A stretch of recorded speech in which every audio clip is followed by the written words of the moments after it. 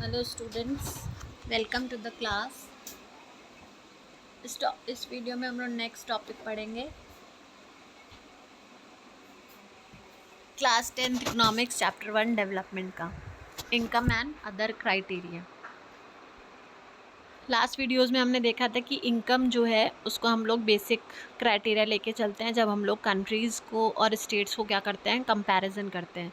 उससे पहले वीडियो में हमने पढ़ा था कि सिर्फ इनकम अकेला ऐसा फैक्टर नहीं होता है जिसके बेस पे हम लोग डेवलपमेंट की बात कर सकें। उसके अलावा भी बहुत सारे फैक्टर्स होते हैं जैसे सिक्योरिटी, फ्रीडम, इक्वालिटी, ये सब भी कुछ फैक्टर्स हैं जो हमें कंसिडरेशन में लाने पड़ते हैं। तो इस वीडियो में हम लोग नेक्स्ट टॉपिक पढ़ेंगे, income and other criteria. Income and other criteria. We found that people not only think of better income but also have goals such as security, respect for others, equal treatment, freedom, etc. हमने देखा था कि लोग जब एक job के बारे में बात करते हैं, जब डेवलपमेंट की बात करते हैं, तो सिर्फ और सिर्फ इनकम नहीं देखते हैं, उसके अलावा भी बहुत सारे फैक्टर्स हैं जो वो अपने दिमाग में रखते हैं, जैसे सिक्योरिटी है कि नहीं, उनके पास अपनी फैमिली के लिए टाइम है कि नहीं, उनको वहाँ पे डिस्क्रिमिनेशन तो फेस नहीं करना पड़ रहा है, उनके साथ गलत ट्रीटमेंट तो नहीं हो रहा है। तो इनकम तो एक इम्पॉर्टेंट फैक्टर है, लेकिन उसके साथ साथ कुछ नॉन मटीरियल फैक्टर्स भी इम्पॉर्टेंट रखते हैं, जैसे कि सिक्योरिटी या रिस्पेक्ट, ये सब हमने देखा था। Similarly when we think of a nation और a region, we may besides average income think of other equally important attributes. तो अभी हमने देखा था कि एवरेज इनकम एक बेसिक क्राइटेरिया होता है जिससे हम कंट्रीज़ को क्लासीफाई कर लेते हैं, पर क्या ये अपने में सफिशिएंट है? क्योंकि जैसे डेवलपमेंट में सिर्फ इनकम ही इम्पॉर्टेंट नहीं है, और भी फैक्टर्स इंपॉर्टेंट है, तो वैसे ही जब हम लोग क्लासिफिकेशन करते हैं तो सिर्फ इनकम ही कैसे एक बेटर ऑप्शन हो सकता है, क्योंकि हमें और भी चीज़ों को क्या करना है, कंसिडरेशन में रखना है। तो अब हम लोग देखेंगे उसके एग्जाम्पल। यहाँ पे एक टेबल दिया हुआ है, इसमें हरियाणा, केरला, बिहार की पर कैपिटा इनकम दी हुई है। उसके हिसाब से अगर हम इनकम वाइज देखें तो सबसे ज़्यादा जो इनकम है वो हरियाणा की है, उसके बाद केरला की है, और सबसे कम किसकी है, बिहार की है। ठीक है, तो उस बेस पे अगर हम लोग देखेंगे तो ये है, जैसे हरियाणा की, केरला की, बिहार की। अभी हम लोग सिर्फ पर कैपिटा इनकम की बात कर रहे हैं, 2015-16 की बात कर रहे हैं। फिर कुछ बेसिक टर्म्स हैं जो आपको पता होने चाहिए, जैसे infant mortality rate, literacy rate और net attendance rate. Infant mortality rate होता है कि एक साल कंप्लीट होने के पहले 1000 में कितने बच्चों की डेथ हो जाती है, मतलब कितने पेरेंट्स ऐसे हैं जो कि उतने भी लकी नहीं होते हैं जो अपने बेबीज़ का फर्स्ट बर्थडे सेलिब्रेट कर पाएँ, क्योंकि उनके बेबीज़ 1 ईयर कंप्लीट करने के पहले ही क्या हो जाते हैं, उनकी डेथ हो जाती है। तो इसको बोलते हैं इन्फेंट मोर्टेलिटी रेट। 1000 पे कितने बच्चे एक साल पहले ही उनकी डेथ हो जा रही है, ये रेशो निकालने के लिए हम इसको बोलते हैं इन्फेंट मोर्टेलिटी रेट। नेक्स्ट है लिटरेसी रेट। 7 और 7 से ऊपर वाले एज ग्रुप में जो एक प्रपोर्शन होता है कि कितने लोग लिटरेट हैं, उसको हम लोग लिटरेसी रेट बोलते हैं। एज 7 एंड अबव का जो एज ग्रुप है उसमें से कितना प्रपोर्शन पॉपुलेशन का लिटरेट है, वो हमारा आता है लिटरेसी रेट में। नेट अटेंडेंस रेट में हम लोग देखते हैं कि जो एज ग्रुप है 14 और 15 ईयर्स की, उसमें से कितने लोग स्कूल अटेंड कर रहे हैं।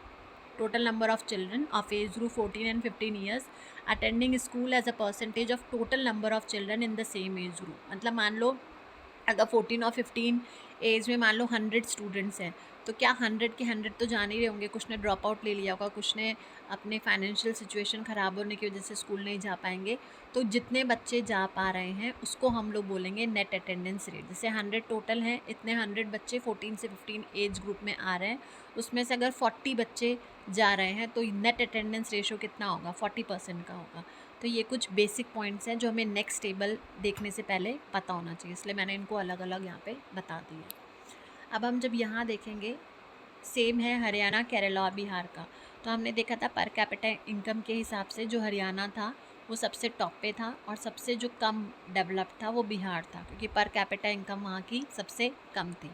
अब अगर हम इन्फेंट मोर्टेलिटी रेट को देखते हैं, मतलब ठीक है इनकम इम्पॉर्टेंट फैक्टर है, लेकिन अगर कंट्री के बच्चे ही मतलब सर्वाइव नहीं कर पा रहे हैं तो वो एक डेवलपमेंट नहीं है, क्योंकि हमने बोला था डेवलपमेंट हम हर स्फेयर में देखते हैं, सोशल, इकोनॉमिक, पॉलिटिकल, सब जगह से देखते हैं। तो इंडिविजुअल की या एक हर किसी की हेल्थ भी हम लोग के लिए उतना ही इम्पॉर्टेंट फैक्टर होता है। जब हम डेवलपमेंट की बात करते हैं।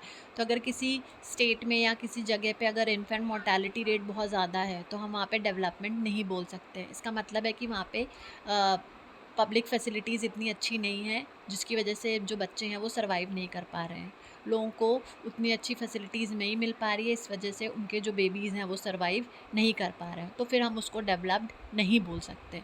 तो यहाँ पे इन्फेंट मोर्टेलिटी के हिसाब से जो बिहार है, जो केरला है, वहाँ पे सबसे कम बच्चों की डेथ हुई है। 1000 में सिर्फ 10 बच्चों की डेथ हुई है 2016 में।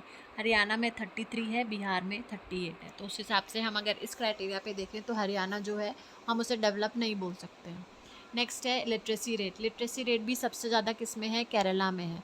इनकम यहाँ पे कम है, लेकिन यहाँ पे इन्फेंट मोर्टेलिटी रेट भी ज़्यादा है, लिटरेसी रेट भी ज़्यादा है और नेट अटेंडेंस रेशो भी ज़्यादा है। तो ये दिखाता है कि इनकम तो ठीक है, एक इम्पॉर्टेंट फैक्टर है, लेकिन उसके अलावा ये बेसिक चीज़ें हैं जिनको हमें कंसिडरेशन में लेना पड़ेगा जब हम लोग डेवलपमेंट की बात करते हैं, क्योंकि डेवलपमेंट में हम लोग सारी चीज़ों को कंबाइन करके तब हम लोग किसी भी कंट्री के डेवलपमेंट और उसके अंडर डेवलपमेंट की बात करते हैं। तो in spite of low income, जहाँ पे हमारा इन्फेंट मोर्टेलिटी रेट भी अच्छा है, जहाँ पे हमारा लिटरेसी रेट भी अच्छा है, जहाँ पे हमारा नेट अटेंडेंस रेशो भी अच्छा है, उसको हम कैसे बोल सकते हैं कि वो डेवलप्ड नहीं है। ठीक है, इस चार्ट में आपको क्लियर दिख रहा है। अकॉर्डिंग टू टेबल 1.3 हरियाणा जो था वो सबसे डेवलप था, बिहार जो था वो सबसे कम डेवलप था। लेकिन अगर हम टेबल 1.5 की 1.4 की बात करें तो जो सिनेरियो है वह पूरी तरह से डिफरेंट है। Kerala in spite of less income उसका इन्फेंट मोर्टेलिटी रेट बहुत ज़्यादा है। Kerala in spite of low income उसका हाई लिटरेसी रेट है। Kerala in spite of low income उसका हाई नेट अटेंडेंस रेशो है। तो इसलिए इनकम अकेला एक ऐसा फैक्टर नहीं है जिसके बेस पे हम लोग किसी भी कंट्री या किसी भी स्टेट को क्लासीफाई कर सकते हैं कि हाँ ये डेवलप्ड है, ये अंडर डेवलप्ड है। क्योंकि जैसे हमने देखा कि डेवलपमेंट के लिए इनकम अकेला फैक्टर नहीं था, बाकी सारे फैक्टर्स भी इम्पॉर्टेंट हैं, वैसे ही जब हम कंट्री के डेवलपमेंट की बात करते हैं तो सिर्फ इनकम इम्पॉर्टेंट फैक्टर नहीं है। High mortality rate, literacy rate, public facilities, लोगों की हेल्थ, सैनिटेशन, हाउसिंग, ये सारी फैसिलिटीज़ भी जहाँ पे अच्छे से होगी तब हम बोल पाएंगे कि हाँ वो कंट्री ओवरऑल क्या है, डेवलप्ड है। अब नेक्स्ट वीडियो में हम लोग पढ़ेंगे सस्टेनेबिलिटी ऑफ डेवलपमेंट और पब्लिक फैसिलिटीज़।